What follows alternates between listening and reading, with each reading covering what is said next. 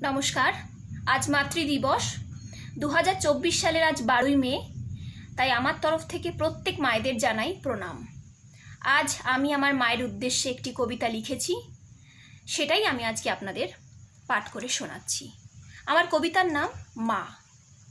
মাতৃরূপে তোমায় পাওয়া ভীষণ ভাগ্যবান, তোমার শরীরে গাঁথা আছে আমার ছোট্ট প্রাণ।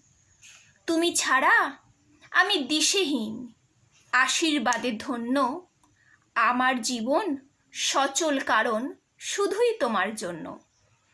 গভীর তোমায় ভালোবাসি, বাসব আজ জীবন।